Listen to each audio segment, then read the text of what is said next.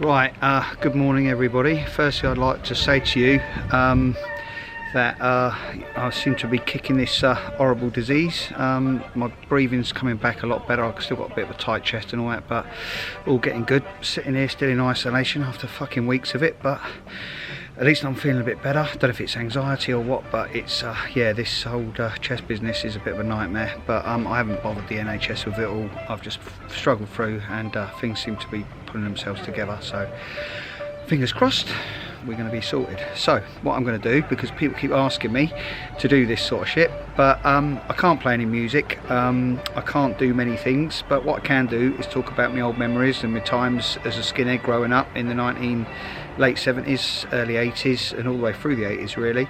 And what I'm going to do is I'm going to start talking to you about photographs that my mate Gavin took, mainly of us growing up, because he was quite severely dyslexic. His dad gave him a camera when he was 11, picked up on doing that, like fish to water, and basically photographed us growing up. I helped him out. A lot of the pictures of him I took because inspired by him, because he was just a natural talent for it. But this is one picture, right? Have a look at that picture. That was taken in 79-80, the New Year's Eve. Between those years, we'd gone down to Trafalgar Square, because we used to go to Trafalgar Square every New Year to see it in, because there'd be like thousands of people there. The whole loads and loads of skinheads would be there, loads of girls. You know, it was just a really good fun night, and you used to get a good chance of a grope of a bird if you got lucky, and a really good party right in the centre of London. From where we lived, that was about 45 minutes into central London. So although we were not actually London, we were a place called High Wycombe, it was very easy for us to get into central London. So we lived there, in and out of London all the time. And because we used to miss the late train, which would be about 11 o'clock at night, and we'd often just doss around London for the night. So I picked up loads and loads of amazing experiences of growing up.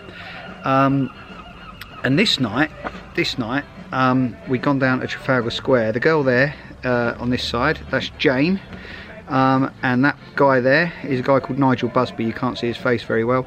And in the middle there is me with my favourite Crombie. I bought that Crombie, it cost me 25 quid, and I bought it from Carnaby Street, I think it was. It was either the Last Resort or Carnaby Street. I can't quite remember, but I think Carnaby Street. And that to me was just the bollocks. That was the ultimate in fashion.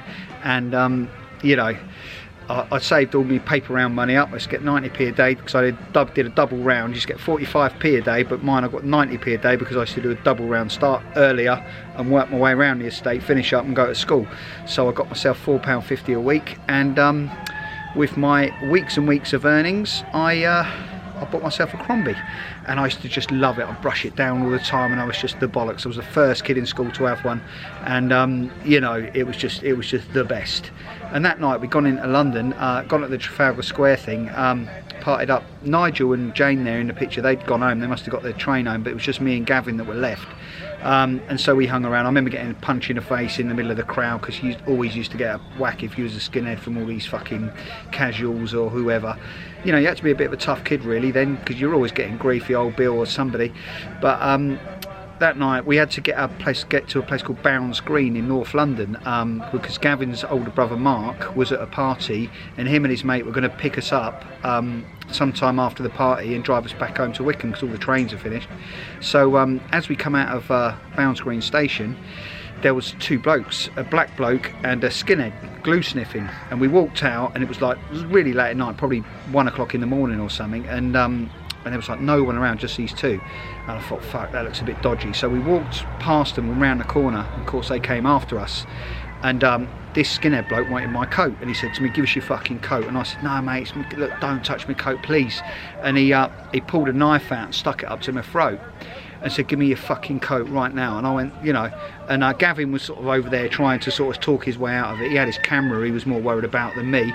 Anyway, I got a couple of whacks from this geezer, and he pulled my coat off. Now you got to think, this bloke at the time was probably 18 or 19 years old.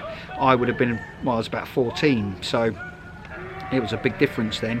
And I remember the guy had a swastika on his hand. He had 5 dots tattooed there, a Nazi written across his finger. Now this has got fuck all to do with all the Nazi bollocks. What it's to do with his fucking bullies. And this cunt's bullied me and nicked my coat. So for many years after that, I would you know, go to gigs, look around any gig in London, I would always be looking for this fucker. Never did find him. Probably glue stiffed himself or fucking smacked himself up with heroin and killed himself, hopefully. Whatever happened to him, but piece of shit. But this was the sort of stuff we used to have to deal with in London back in them days. It was a violent time. So, you know, skinheads did attract, you know, some rough nuts. So, you know, that's really sort of how it was. And I'll tell you what, it did change my life in many ways, that, because I remember going to school on the after the Christmas holiday, and everyone knew about it. Gavin had told people, you know, and the humiliation and the embarrassment of being bullied and giving up my coat, to me, was more painful than the actual assault itself. You know, humiliation as a 14-year-old against bullies is just like the worst thing you can endure. So I always made a vow then, from that moment on, never realised it until years later, but I made a vow to myself, never will I ever get fucking bullied by anybody. And do you know what, I've got to my age now, and still I get it online. You know, some idiots, I'll make this video and some cunt will make a comment underneath calling me Jack and Ori, or calling me a fucking, you know, Walter Mitty, or you know, some cunt last week said, I wish you'd fucking, the guy was dead, you know, because I've made a video about perhaps having this virus, which turns out I think I did it. Well, I have got, but it's passing, and I'm all right, and I'm not going to bother the NHS. But you know, if you want to ask me questions and you want to talk about the Skinhead times and about the pictures and about my life and about whatever you want to know about, because the thing is, there's been so much myth. I'm fuck all to do with American History X, I'm fuck all to do with Romper Stomper, I'm fuck all to do with the Giraldi bullshit fucking thing they made in America where they had a fight against the Sharpies and the Nazis. I'm fuck all to do with a lot of shit that you read and you write about. What I'm about is growing up in a London overspill town, the same as many kids all across the country. The only difference with me is that my mate managed to photograph it all, so I can look back on those pictures and reflect on my memories of them and all my mates in them. So that's where I'm at. So if you want to ask me some questions while we're doing this lockdown, I can't play music, can't do anything else, so ask me a few questions and I can tell you a few stories, and if it's of interest, watch it. If not, watch another page. But stay lucky, stay safe, stay indoors, enjoy your time. And I just want to say before I finish, I had a really terrible bit of thing like yesterday. Was a guy called Mick Keithley from Essex died. Now Mick was a really good lad. Very similar to me in that he, you know, he's a promoter. He was putting on events. He was inspiring and bringing people together and getting the skinhead scene going over there. He set up a few events. He made himself a lot of friends. Through that, links us all up. Same as what I do. And you know, it's really sad. And I just want to send my big love to all his family, all his friends, everyone who knew him. And let's keep fighting, you know, for Keith and for all of our friends as we lost along the way, because that to me is what it's all about. Forget all the rest of the stuff. Let's live it, man. See you soon.